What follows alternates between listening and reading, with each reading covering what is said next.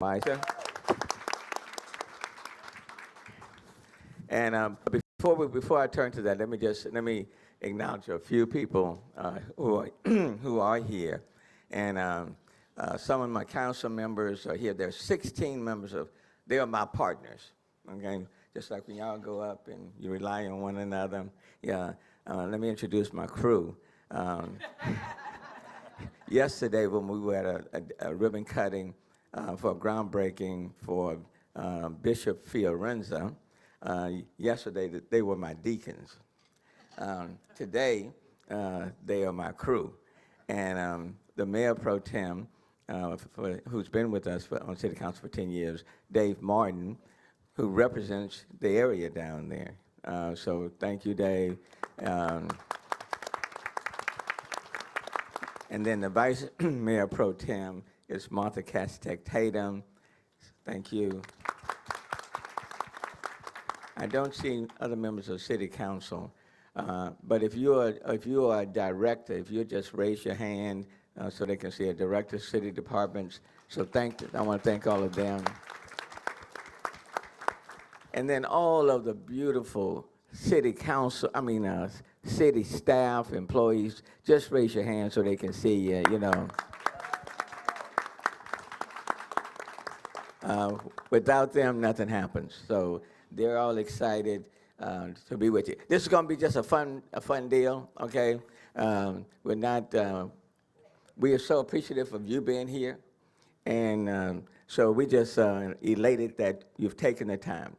I will tell you just how special you all are, because earlier this month they were at the White House, and today they stepped up and they are at City Hall.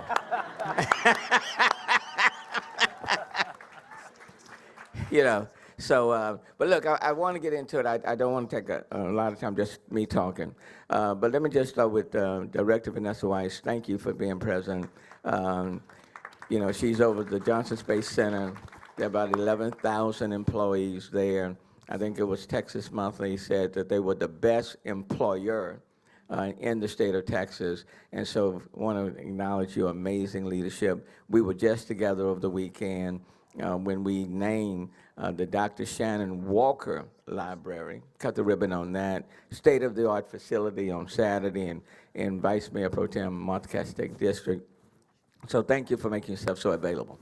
This morning, we have the astronauts who are going to be on Artemis 2, and this will be the first flight in 50 years. More than 50. Was it 72? So yeah, and it will be a very historic flight on so many levels. That's one. But we'll have the first woman on this flight, Christina Koch, sitting right next to me. And then we'll have a person of color, pilot Victor Glover, right here.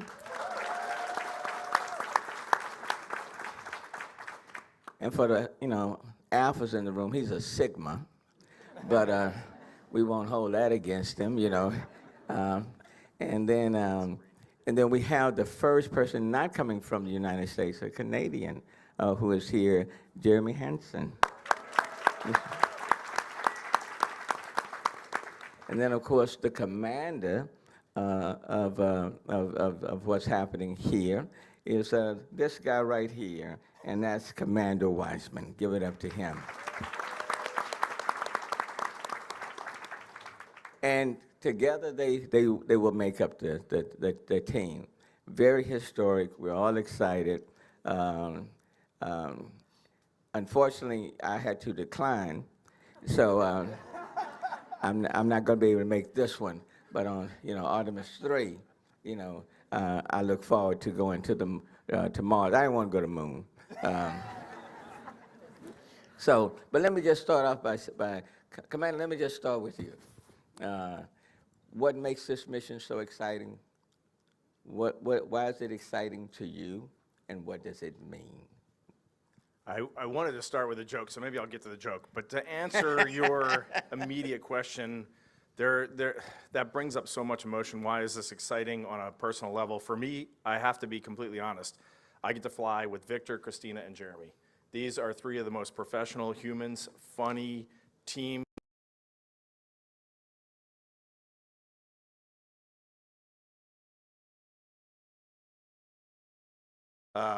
I'll take a minute and a second to talk through the mission, but I do have to start because Mayor said we stepped up our game by coming to City Hall today. And I just want you all to know that neither of my kids were born in Texas.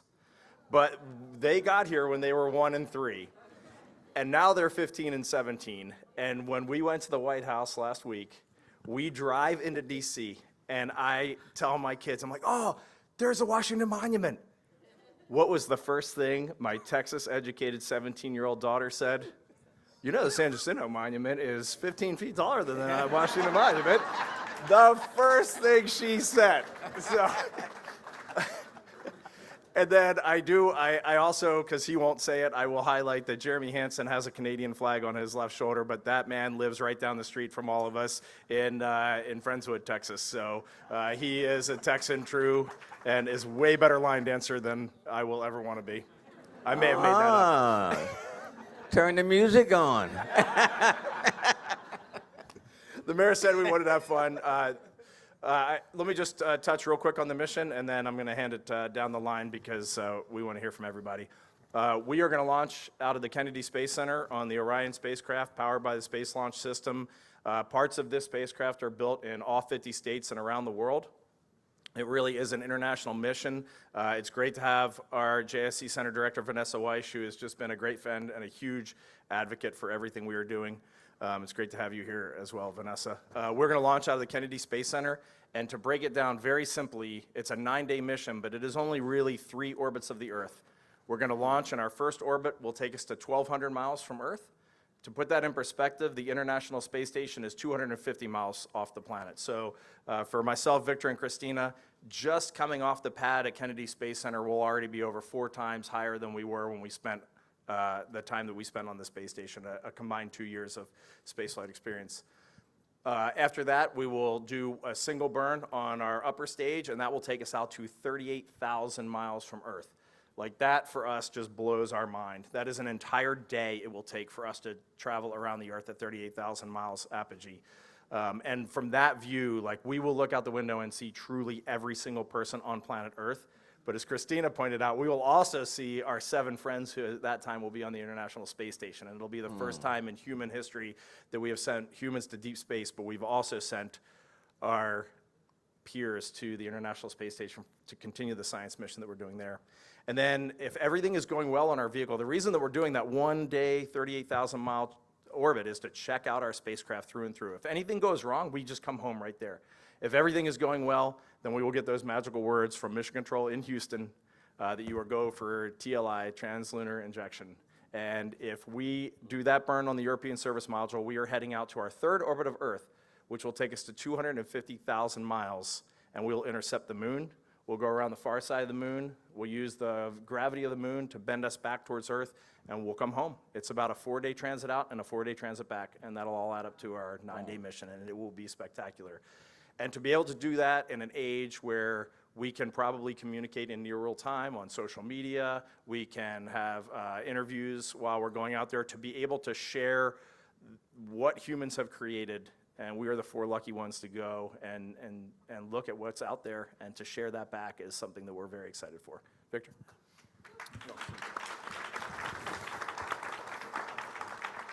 Well said, Reed, well said. First thing I want to say is thank you, Mayor, for the invitation. Thank you for having us, and thank you for your leadership and support. Thank you, Vanessa. Thank you to all of the staff for your great support. There's no place like Space City.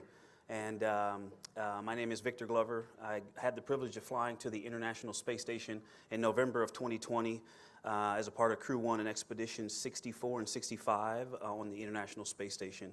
And I'm just going to be brief so we can get into the Q&A, but we landed on May 2nd of 2021, so 168 days in space. And, you know, my crewmates laugh when I say my favorite part, or what I'm looking forward to, is splashdown. And it's the truth, because our job is really to enable the next mission, Artemis 3 and 4, for the long view of this program. to make sure that this vehicle is safe for humans. But splashdown means everything else went successfully. But the part of the mission that was the most meaningful was when we stepped off the airplane right here in Houston at Ellington Field, because my family and friends were waiting out there for us. And so there's no place like home, and you all are a part of that. So thank you very much for that, and we look forward to making you proud and trying to do that same thing again. Thanks, Victor.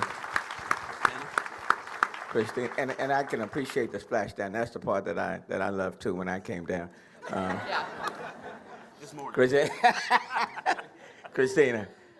Yes, thank you so much, and good morning, everyone. It is absolutely phenomenal to be here with all of you. People standing, people that stop their jobs and everything they're doing to be here. I know how hard you work because I listen to the radio news every single day, and I'm always hearing about the amazing accomplishments of the people in this room. So thank you so much for your enthusiasm. We are just as excited as you are about this mission, and it is phenomenal to be with you.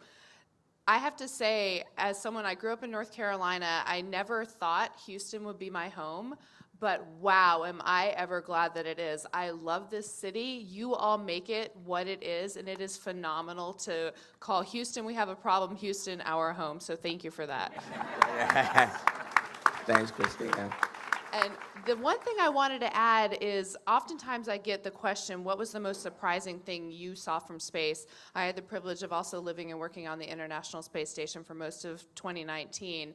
And my answer is how amazing it is, surprisingly, to look at your home on Earth. And this Texas coastline, when it comes into the view as you're flying over, and you suddenly realize that you're looking down at Houston, you can see the beltways, you can see the bay, and it comes into focus, that will take your breath away. So thank you for making our home such a special place to live in, but also to look down on from space. Thanks, Christina. Jeremy, what makes this so special for you, this flight? Yeah, thank you, Mayor. Good morning, everyone. Reed said it. I've lived down here 14 years. Reed and I were in the same class, 2009. I moved my family down here, raised my kids here. And so Houston has very much become a home for me. People ask me where I live. I say I live in Houston. And so, yeah, there is a Canadian flag on this patch, and I am a loyal Canadian. I love my country. But I've really made a home in the United States. And one of the things I love to reflect back about this mission, one of the parts that really resonates with me is through my lens, what I see. What I see is extraordinary American leadership that created this program. We're going back to the moon. The Americans could have done it on their own. You could do it on your own. You don't need Canada. As much as I wish you did, you don't. So why did you do that? You did it because you're good leaders. And you intentionally carved out space for others to come along because you're trying to lead the world. You're trying to bring the world together to tackle big problems as an international collaboration. That's an extraordinary example. We're setting it right now while 7 of our colleagues are on board the International Space Station, doing that in space right now while we're chatting. It's an extraordinary example for humanity right now with all the issues we have on this planet. The one thing we know for sure, we have to work together, and you are providing that leadership. And it's hard fought. And so I just wanted to reflect back to you through my lens, what I see when I go home to Canada and talk about Artemis 2. Canadians are super excited that they're part of this, and it's motivating them to bring their genius, their contributions to this program. You will see Canadian elements to going back to the moon, and you'll see elements from around the world. And that's an extraordinary compliment to you as Americans for your leadership. So I thank you for that. Thank you very much. Reed, let me go back to you. You're the commander. The importance of STEM, and why should we encourage, for example, our kids and students and others to really kind of tune in, and how can they get to the point where they can dream above, just have dreams and aspirations?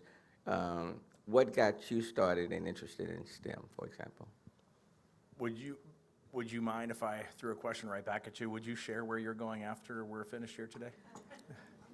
Well, I mean, I'm trying to space. I mean, that's hell. I done been here, down here. Is there an extra seat? I think we can make room. Well, let me do this though, because this is a question I do have, a burning question for everybody. I cannot imagine being up in space for days and days and days and cramped up and can't go to a restaurant, and you know, how do you deal with being in this little capsule without it affecting your mind? And I mean, is it just a natural thing? Is it just part of your DNA? Well, it's a great question, and thank you. I actually also, in addition to spending almost 11 months on board the International Space Station, I wintered over at the South Pole Station in Antarctica for a year, and I actually did have some mind games that I used to make sure that I enjoyed every single day of those journeys. And that trick is, every time I started to miss something on Earth that I didn't have access to, whether that was personal space, like you said, a really nice latte, going to a restaurant, smells of the beach, I would immediately stop that thought and replace it with something that I had at that moment that I would never have again and I would miss one day. And if you have that attitude every single day, you think, one day I'm going to just give anything to look out the cupola window. One day I'm going to give anything to walk out of this Antarctic station and look up and see the auroras. And that's what you focus on, you will love every single minute of every day. And I never counted down. I was never ready for any of my missions or seasons to end. And that was why I discovered that, and it got me through those days, even when I wanted to, elbow my crewmates out of my way and and go to the mall. Thank you, Christina. But going back, the importance of STEM. I didn't want to completely gloss over your question because it's a critical one, and it's one that I've thought about a lot, but my life, as I've gotten older, my life has changed significantly. I'm going to answer this in the way that my heart tells me. As a kid growing up, I truly knew I could do anything in this country. If I wanted to try to be the president, I could try for that. If I wanted to be an engineer, if I wanted to drive a train, I could try for all those things. But I have realized there are a lot of kids that grow up in our country and they don't know that they can try for those things. Even though they can, they don't know that they can. And just traveling our own nation with this crew, I see how much it impacts people when they see Victor, when they see Christina, when they see Jeremy, and when they see me, and they can see themselves projected out into the future. It really, really matters.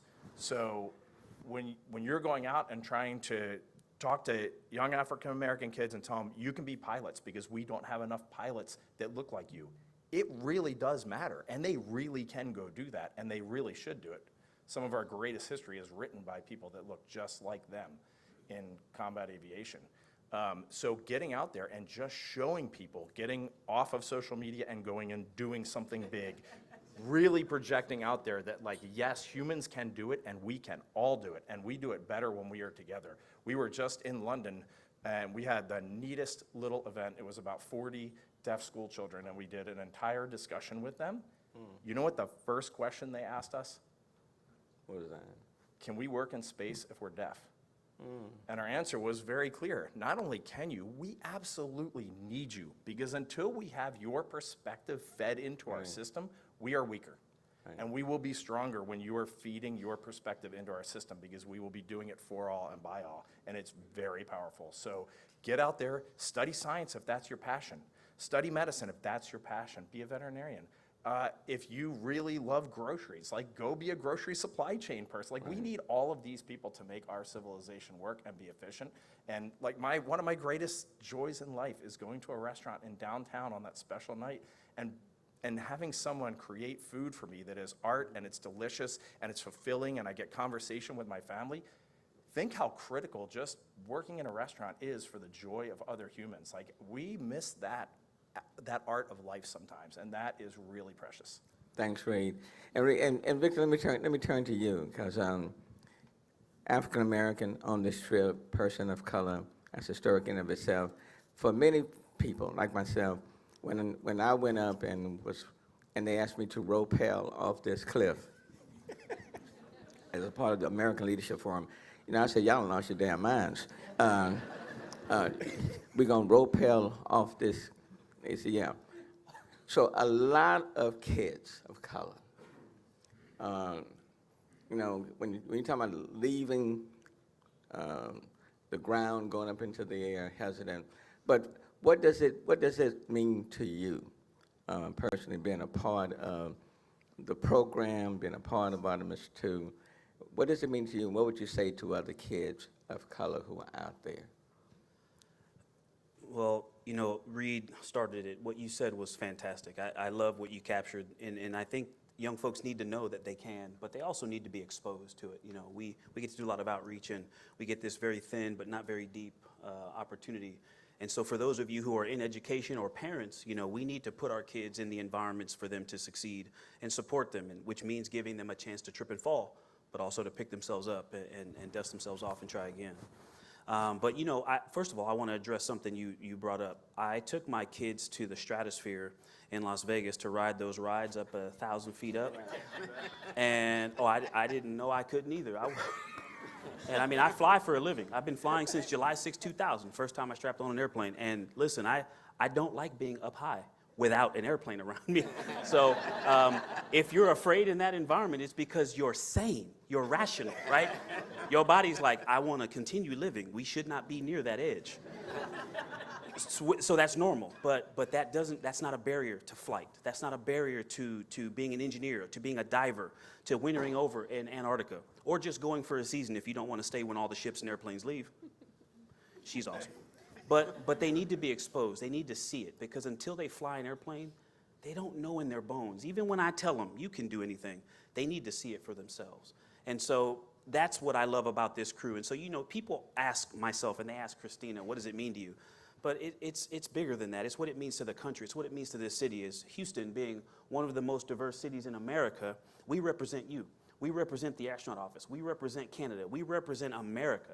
And so it's not any one of us. I honestly, I wish people would stop asking me, because it's not me. It's look at us. Look at this crew. We represent the hardworking science and technology workforce in this city, in this country. And we're going to do our best to make sure that we are not the limiting factors in this mission. We're going to try to make you all proud and enable the next mission. But it is important for young folks to see themselves and to know that, yeah, I look like you. You look like me. You know, that was a big part of my journey in getting into the Navy. I was resistant. I told the Naval Academy and West Point no. I didn't want to go into the military. And then while I was in college, at State College, I met a mentor who was a reservist. And when I saw him in his uniform, with his face looked like mine, but was in a Navy uniform, I joined the Navy less than a year later. And so I understand in my life experience the importance of exposure.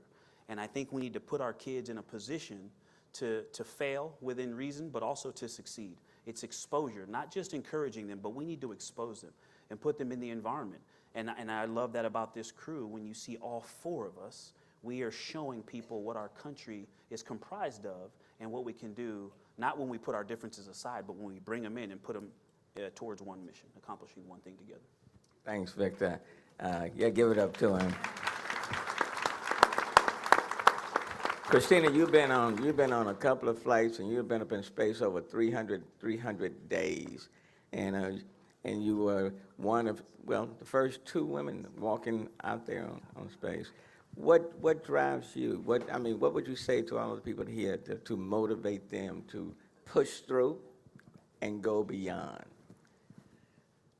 Wow. Well, it was a privilege to be a part of those things. And one of the pieces of advice that I like to give, especially when it's about being at the table, which I am so happy to be part of this mission where we are joining NASA when the decisions have already been made that it's important to go for all and by all. And that's why you see us up here. It's not the individuals that are on this stage. It's you all. It's the leaders that knew that this was important. So having participated in those things, it wasn't just about participating.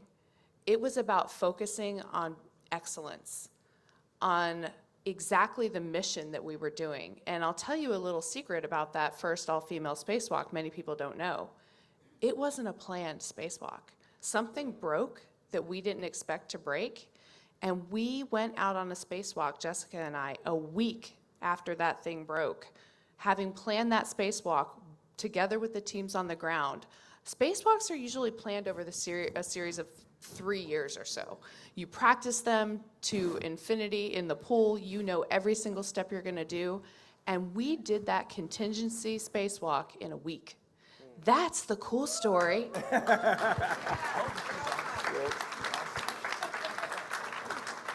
And so when you're thinking about being at the table, it's all about being excellent. You know, Neil Armstrong was nothing without Katherine Johnson. I'm nothing without Mae Jemison. And I've heard that something she said, the first African-American woman in space, is that if there were aliens and they looked at the Apollo missions, as amazing as they were and are, and as proud of them as I am, the aliens would have thought that everyone on Earth looked like those people. And I'm happy that the aliens we're gonna see, they're gonna know every single person that we represent. Now, you know, oh my gosh. Now, you know, that'll preach. I like that. Okay. I can run with that one. Thank you. Run with it. You're on the crew. Thank you. Jeremy, Canada, a part of this amazing team. From an international perspective, what's the significance of that? Of being a part of this amazing team right here. Well, we should have just ended this whole thing on the last one. However, going back to my previous comment, I mean, that really is it. You know, we're eclipsing 8 billion people on the planet. And I'm not satisfied with how things are going across the world. I doubt any of you truly are. If you lift your head up even for a moment and read a few news stories, we're not doing okay. We can do a lot better. And humans are built to collaborate. That's why we succeeded on this planet. That is how you survive here. You build communities, you support one another. We know that. We can't exist. We can't have the lives we have as individuals. We have to work together. But we haven't managed to figure out how to get 8 billion of us to work together with good intentions and for the right reasons. And space is not going to fix all the problems on the planet. Artemis 2 is going to happen. We're going to come back, and there'll still be challenges here. But it is going to give a very visual example to people. They are going to be able to look at Artemis 2 and say, wow, look at what that community did by working together. And that's pretty extraordinary. They threw 4 humans around the moon, and that's not easy. And as we go back to the moon, I mean, we're not just repeating what we did in the past. We're doing something completely new. We're building new infrastructure, different infrastructure, more capable infrastructure. We plan to go to the moon to stay this time, to enable ourselves to go to Mars. It's a completely different architecture than Apollo. The challenges are much bigger than they were for Apollo. They're very real, and we're taking those on. And they're so big, we're doing it as an international collaboration. And that is what is important that people see. We will fly out around the moon, we'll look back, and we will take photos, and we will try to convey what we see, but we will see every single human hanging in that vacuum of space. And hopefully, humanity, during that mission, will just pause for even just a moment and say, that's at least what we ought to be aiming for. Thank you. Thanks, Jeremy. Thanks, man. And that's a good time to see this video that we have. So if y'all will play this video right quick.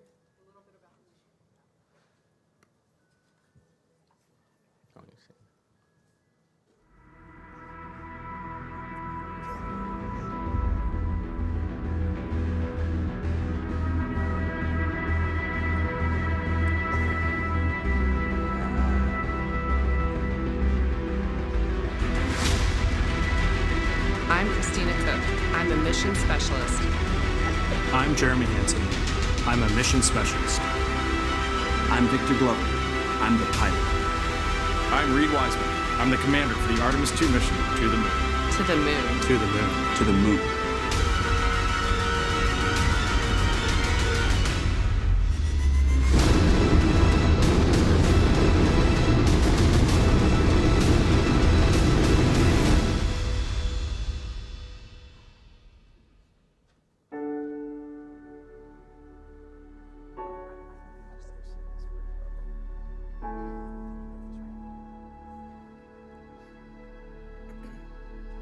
When I was young, I had a poster of the Earthrise picture, the famous picture that was taken on Apollo 8. And the fact that it was a human behind the lens that made that picture so profound and changed how we all thought of our own home was so amazing to me.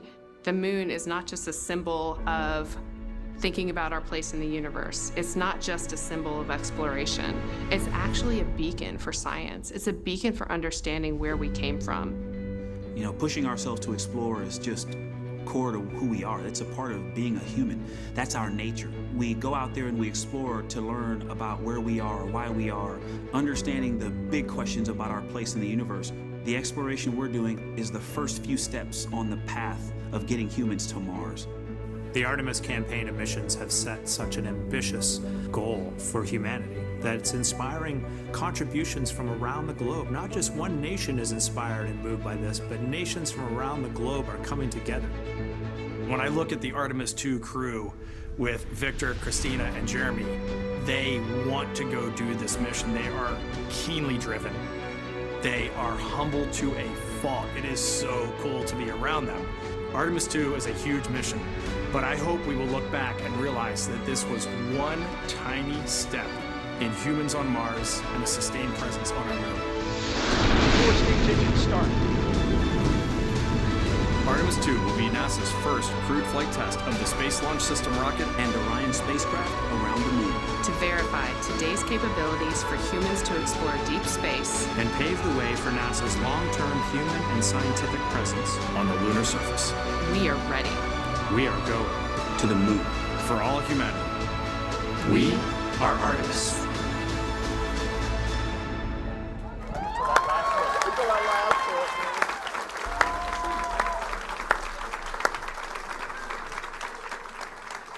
And we are so very proud of you.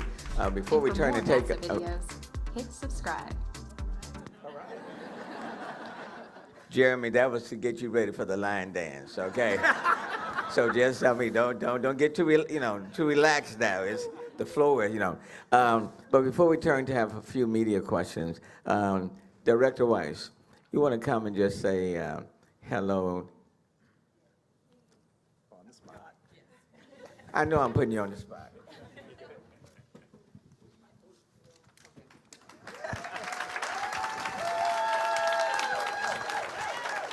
Okay. Well, just want to thank you. As all of the crew has said, Houston is our home. And this is where we train our astronauts. We're preparing for the mission, all the plans that will go into Artemis 2. And we want to thank our partners here at the City of Houston, and especially we want to thank you, Mayor Turner. We do have, and it's on the way, so that's why I was trying to get you to slow down just a little bit, but I have a little something for you that we're going to give you. Oh, we can wait. Okay. Because I do want to share that the mayor has been a tremendous partner from even before you were mayor, coming and visiting, participating with events at the Johnson Space Center. He came and encouraged our African-American Employee Resource Group. His flight jacket is from Apollo 11. We have celebrated the 50th anniversary of that mission. You celebrated with us the 60th anniversary of JFK's speech at Rice Stadium. He's always been there to partner with us and let us know that anything we've ever asked for and needed. And I want to just say thank you for that. And then I also want to share on behalf of all of us at the Johnson Space Center how proud we are of our Artemis 2 crew. I'm sitting there, Dave asked me, have you seen that video? I said, no, not that version. Because they have been training, they have been traveling, they've been doing so much to get ready for this mission. And I just want to say, give it up for each and every one of them.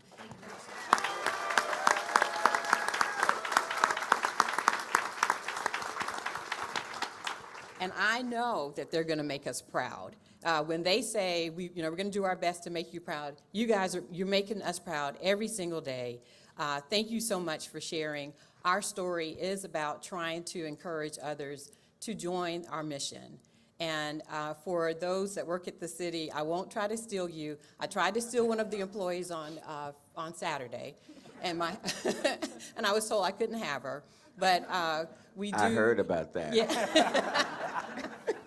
But we do want to encourage you to please encourage your children, come down, join us, learn about what we're doing, because it's going to take all of us, every last one of us, to do this big, bold mission of going to the moon. And as Jeremy said, this time we're going to stay and we're going to Mars. And it's going to take every one of us to do that. Thank you, Mayor Turner. Thanks, Director. Well said. And I want you all to know how proud we are, because let me tell you, when we go on these trade and international missions, NASA always comes up. When we ask about Houston, they say NASA, Johnson Space Center. So you all help to make Houston, and that's what we are known for. So we are incredibly proud, incredibly proud. When you all go up, Houston goes up. Quite frankly, along with every city, every state, and now all the countries around the globe. But from Houston's perspective, when you move, Houston moves. When you do the spacewalk, Houston is spacewalking. And when you're out there in space, Houston is there. And then when you meet those other beings out there, please say Houston, So, incredibly proud. Now to the media. Are there questions? Any questions from the media? Yes, ma'am. Good morning. This is for all the astronauts. What's an absolute essential item that you'll be taking on this mission? I'm sure it varies for each and every one of you, but that absolute must-have item, whether it's something that's very personal or essential. Besides Houston. Well, I'll answer completely honestly. I'm 48 years old, and reading glasses will be 100% essential on that mission for me. Like these right here. Christina. No, in seriousness, my Bible. And, we have a lot of weight and volume restrictions, and so I'm not sure if I'll be able to bring an actual book, but at a minimum, a digital copy, but my Bible. All right. My mama would be, I say, oh, he's a good one. Christina. For me, something that was really meaningful during my time in space was when I would get something handmade or handwritten from someone on the ground, just because knowing that their hands were on that same thing and that it made its way to me. So I hope I'm going to ask some of my family and loved ones to write letters and that I can open when I'm out there. Jeremy? And I know we'll all do this, but one of the things that's really important is just recognizing the family that supports us each and every day. And so I'm going to fly just a very tiny memento for my wife and my 3 children because I just couldn't do this without their support. And we say that a lot, but just like as an example, like I really couldn't do it without my 3 kids being strong, independent, tackling their own challenges. I mean, we help each other as a family. Like it's more than just a token saying. Like I really couldn't do it without them leaning in and carrying themselves the way they do. And so I just have to acknowledge that somehow. Yeah. Another question. Oh. Was being astronaut your dream job? Oh. Christina's got it. Christina? Well, we all have great answers to this one. I could probably tell their stories too. But for me, yes, it was my dream job since the time I was even younger than you are right now. I wanted to be an astronaut, and I just never grew out of it. I was really lucky that the people around me encouraged me to do it. I have to tell you one other thing. Yesterday I was given a gift. So, and I'll tell you the background of that story. So when I was around your age, I saw an image of a human standing on the moon, and it was Neil Armstrong or Buzz Aldrin, I'm not sure. But it was in Encyclopedia A. And encyclopedias were books we had before the internet. So when you couldn't just look on a phone or a computer for an answer, you had to look in a book. And I came across the fact that humans went to the moon. I was about your age when I figured that out. And it happened before I was born, but I was like, what? Humans went to the moon and came back? And I went back to that encyclopedia over and over and over again and looked at that page. And yesterday, Christina gifted me an Encyclopedia A.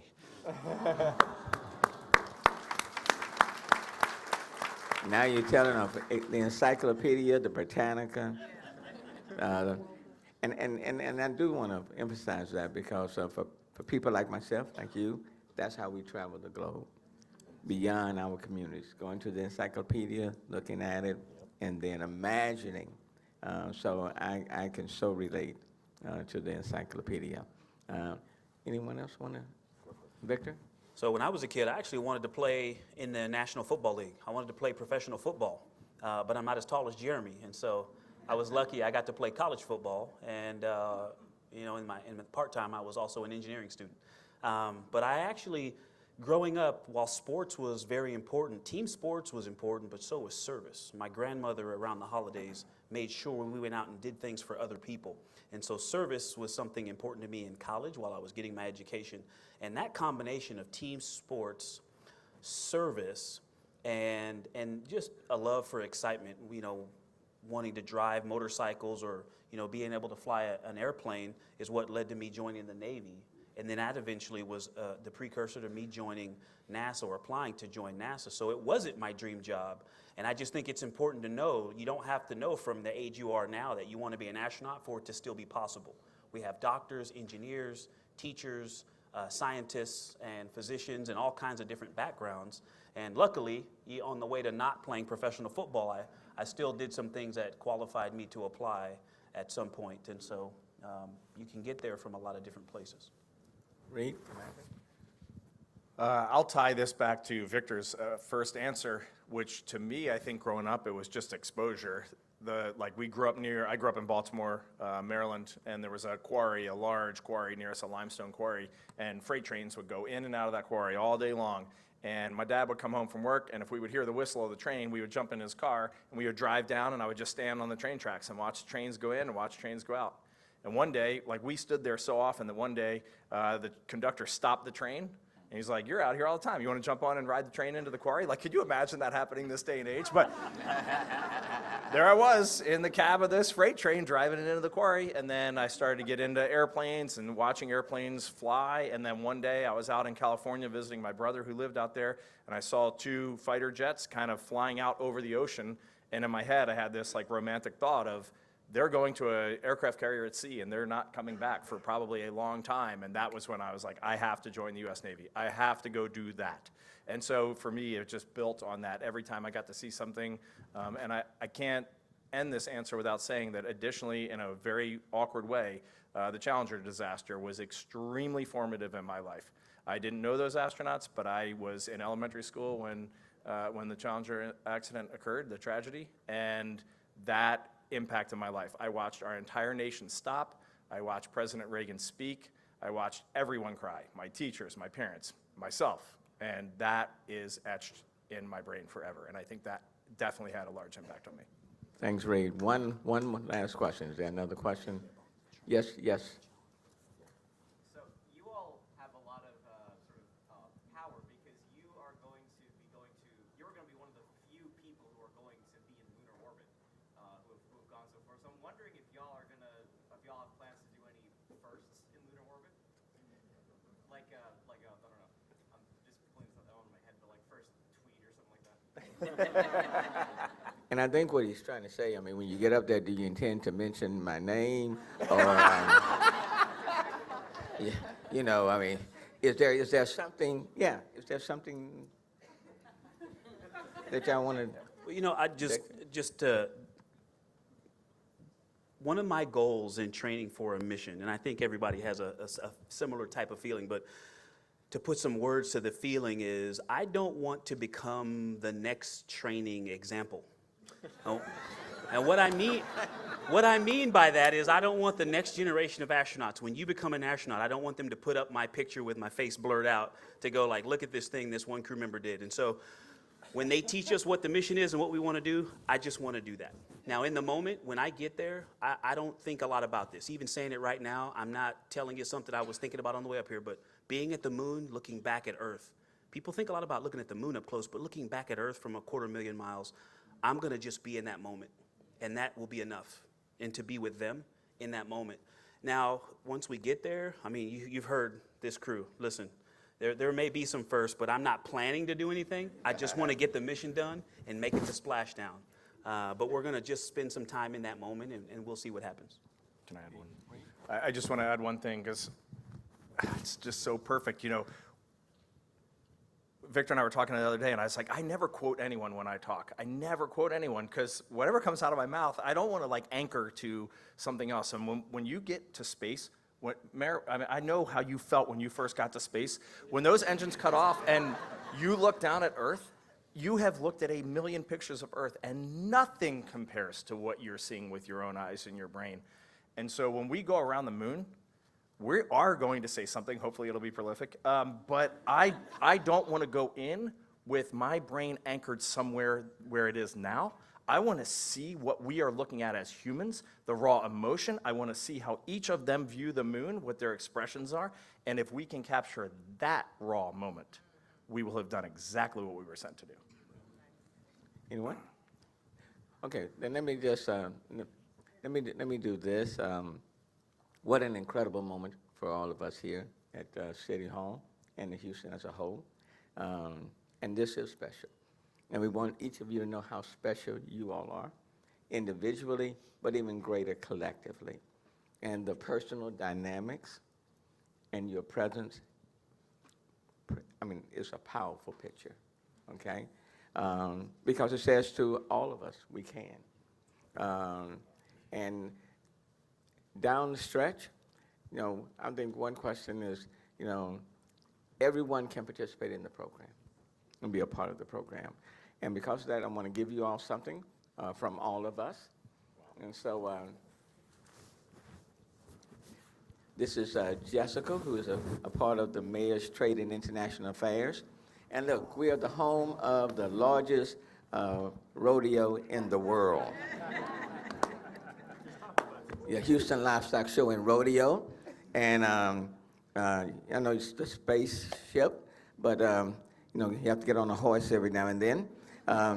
So let me present this belt buckle to each one of you on behalf of the city. So Jeremy, let me go down there. Thank you.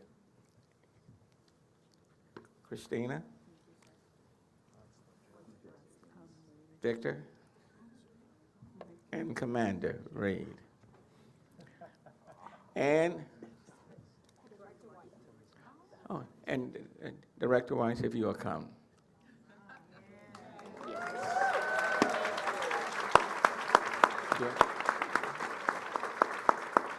And because in Texas and Houston, you either go big or you go home, you know, we want to present to, open it up for me, just want to present to you this medallion from the city of Houston commemorating your presence here, because you all have taken out of your time to be here, and that means a lot.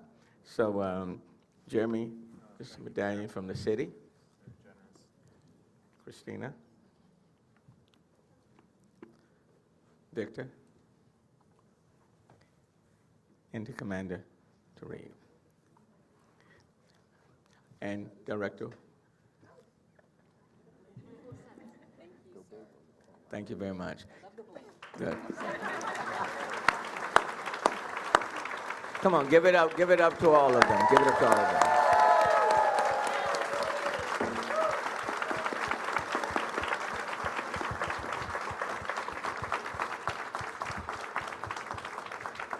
Look, I am so #Houston proud.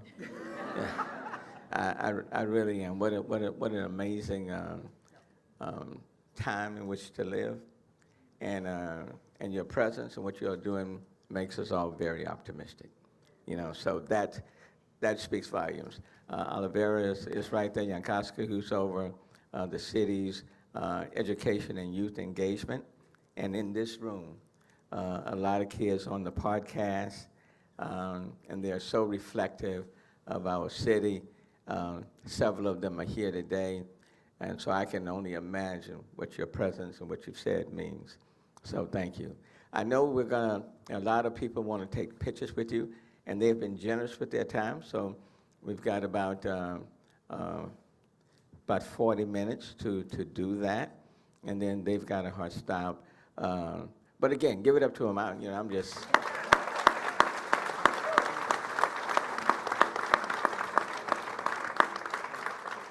All right, so Mary, how are we going to do this? How are we taking these pictures? Okay. We were going to leave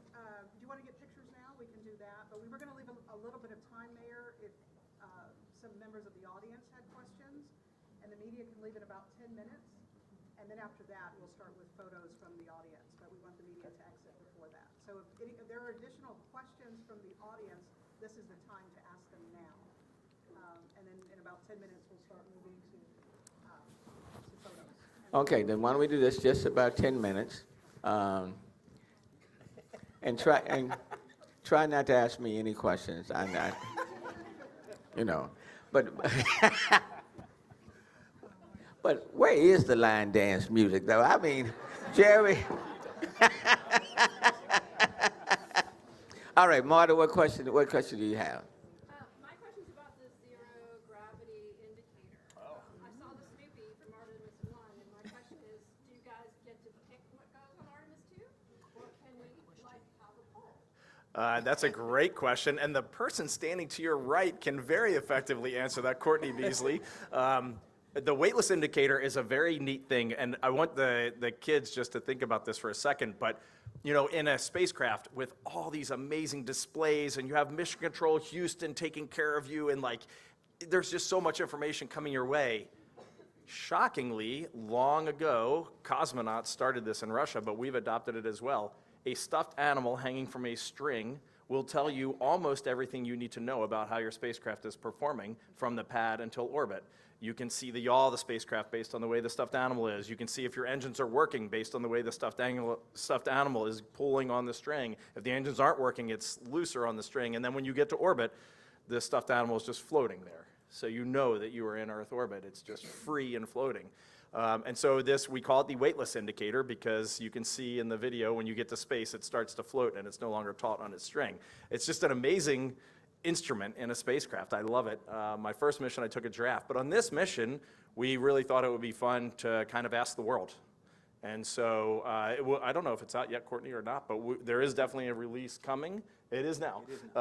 There should be a release coming, and we're looking for people to make recommendations on what the weightless indicator will be. So look for that, and Courtney will make sure the mayor's office gets that information when it comes available.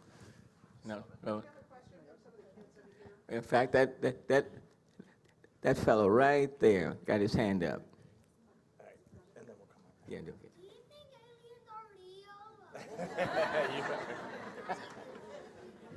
Do you think aliens are real? We launched this really amazing telescope called the James Webb Space Telescope, and it's been giving us these amazing images. And one of the things it's done is it's shown us more of what we call the observable universe, and it's gigantic. It is big. Many, many billions of light years across. That's a lot. And so statistically, you would just think there's got to be something else out there. But with all of these sophisticated instruments like that one and like Kepler that is specifically looking at stars to watch planets go by and determine how far they are, if they're in what we call the Goldilocks region, meaning it could support life, we haven't found any yet. Not that we didn't bring there. The only life we know of is right here on this planet. And so what I think that means is, well, we will keep looking, but we need to really protect this rock that we live on called Earth, because this one is special. And all of you all, we are also special. In that gigantic universe, this is the only place that we found it so far. Yes, sir. Are any of you scouts? When I was little, I was a brownie, which is the precursor to being a Girl Scout. So yes, and I will tell you, I also love camping outdoors and being prepared. And I was a Cub Scout. Yeah, just 1 year, but I was a Cub Scout. I just want to highlight, I wasn't a scout, I was something called an air cadet in Canada, but it's a similar youth program. But I'll just tell you, whenever I have the chance to speak to someone like you, I just want to reflect back to you, it's an extraordinary commitment. Because when you invest in yourself with a program like Scouts or something else, you are like creating your future, you're creating opportunities for yourself, and you are contributing to our world. So I bet you it's hard sometimes, right? Challenging. It's not always easy. Yeah, and so when something's hard, you are definitely putting work in to make the world a better place. So thank you for that. It's a good question. All right. Question?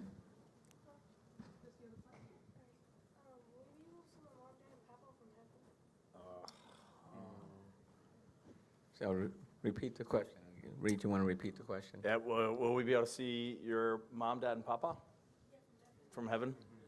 We're not going to get that far, but I will tell you that every astronaut I know that has left Earth and looked back at our planet and has also dimmed the lights on the space station when the Earth is blocking the sun and you look out and see the stars, it does change you inside, and you do feel like you're a part of something much, much, much bigger. And I think that's just I love that question because it just lets you take a moment to pause and remember what is so important about life, and that's where we all came from. Excellent. Yes, ma'am, back there. Thank you.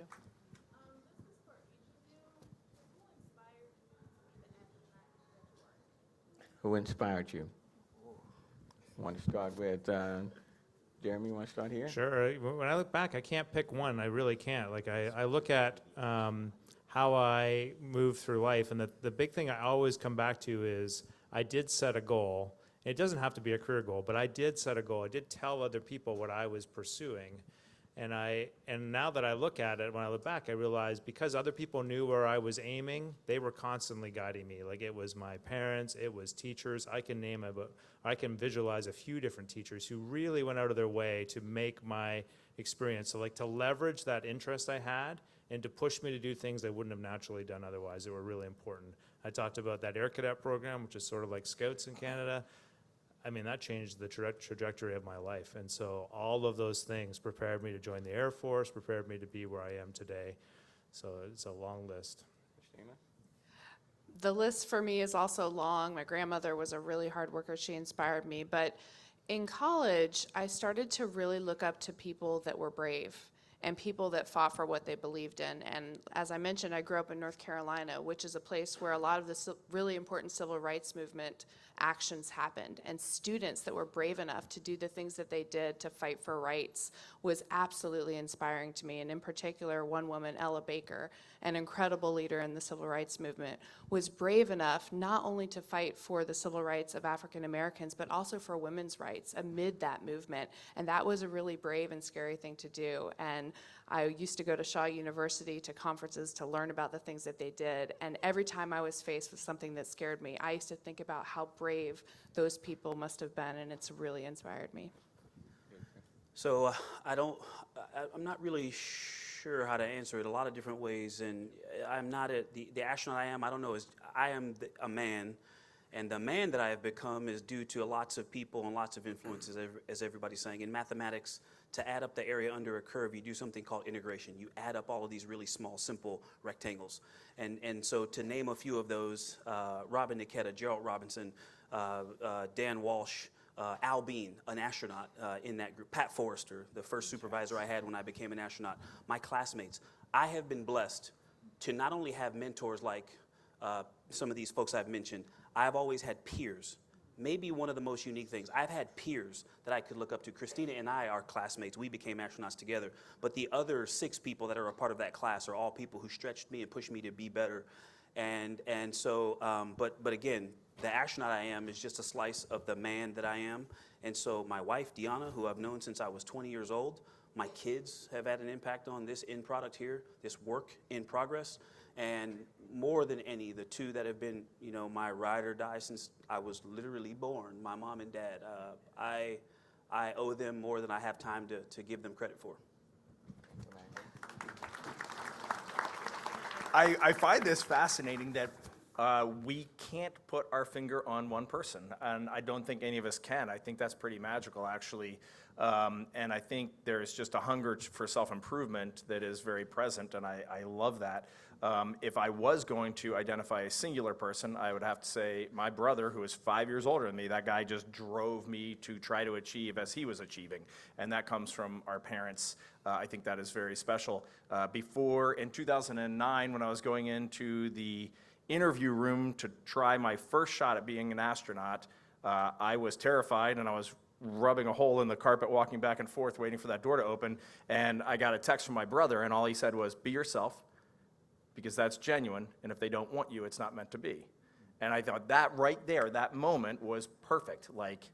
And then every day I'm a different me. I'm different today than I was a year ago, but like in that moment, that was brilliant for my brother. But it's gonna be cliche, but right now, the people that are most profoundly impacting me are Victor, Christina, and Jeremy as I work with them, and I watch them be a wife and a husband and you know, a father, and I watch them be a friend and a coworker, and we are taking more away from each other than we realize in any given day, and it's a gift to be a part of that. That's good. That's good. I love that. Let me just ask, before we do the pictures in general, if all the kids would kind of come right up in front here, all the kids. Just bring all the kids right up in this space. Come on. And some of you can sit down. There he is, Paul. Come on. You can bring just sit down.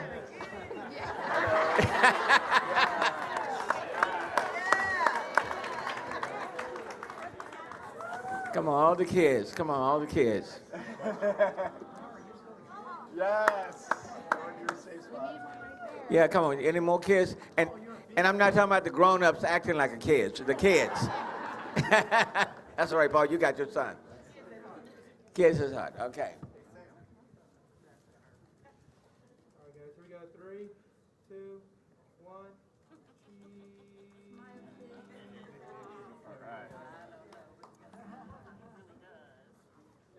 Got it. 2, and 1. Thank you. All right. Thank you guys. Thank you, kids. All right, let's quickly do this. All of the directors, chief of staff, the big kids. All of the directors, chief of staff, executive staff. Marta, the astronaut. Director Pouncey.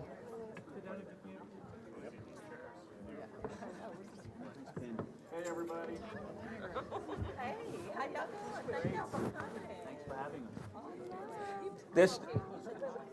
This is the crew right here, y'all. This is my crew.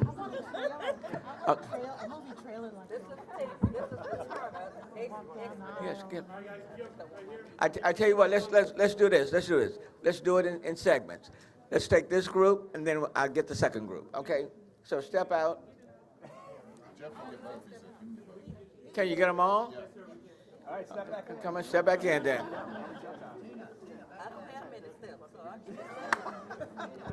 Leanne, can you be seen? Yeah, there you go. All right, here we go, guys. 3,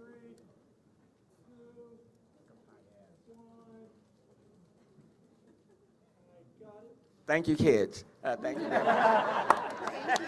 Thank you all. Thank you for working all you. Oh, thank you. City council members, why don't you come back? I know, she's amazing. Vice Mayor Pro Tem, Dave. Just 2 of us. That's okay. We won't make you sit on the front, I don't think. Yeah, perfect.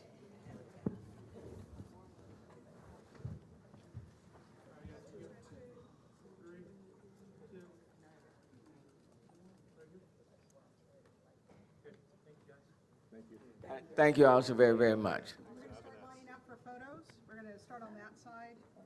So if y'all want to line up, we're going to have to move very quickly, okay? And let me just say, if you've already kind of gotten your picture, leave it for other people who haven't gotten the picture, okay?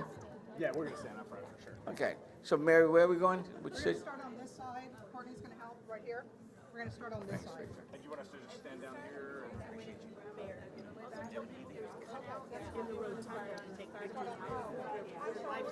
Okay.